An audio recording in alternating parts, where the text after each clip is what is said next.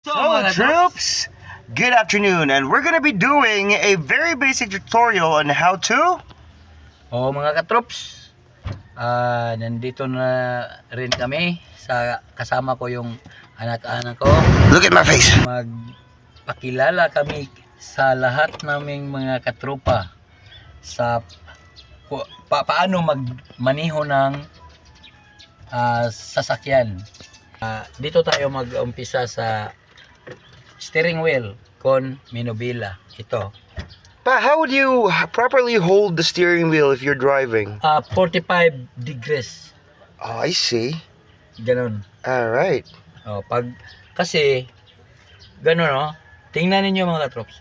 Pag pakanan ako, ganon.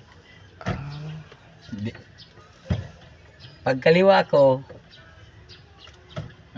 tingnan niyo yung kamay ko mga katrops. Ganon. So always 45 degrees. All right. Gear shift.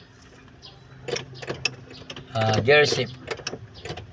Kung gamitin natin ito pag yung primera, first gear, second gear, third gear, fourth gear. So hanggang fourth gear na ito mga katrops kasi fourth man lang ang iyahang gear shift. Yung sa ikaliwa ito return na turn. Reverse. Reverse. Con reverse. But what about neutral, Dad? How do we do neutral? Neutral is dito sa gitna. Sa Okay. gitna. Pag gumano accelerator. Yan, accelerator. So what does that mean, accelerator, pa? What is that? Siya ang mag-accelerate sa gasolina natin. Pag ganon, iapakan mo ng konti, yan, hindi mamamatay yung engine, lalo nang pag-adjust, pag-control nimo sa control sa'yo sa yung clutch. Yung sunod, yung brake. In the middle, right? Middle. Sa gitna, yung brake. What about the left? Sa left, ito na ang tinatawag o clutch. Clutch.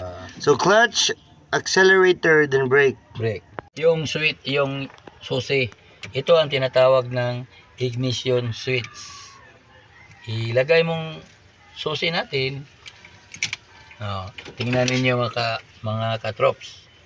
Ay i-on natin, Paandarin natin. Apakan mo ng konti yung accelerator. So pag ganun lang. Yung ito, ipakilala ko niya ito kung anong function na ito. Ito ang tinatawag kong handbrake. Handbrake. Be sure nga habang nakaparking kayo sa yung pababa, lalo na yung paakyat yung parking mo, ito ang gagamitin mo. Iganon mo.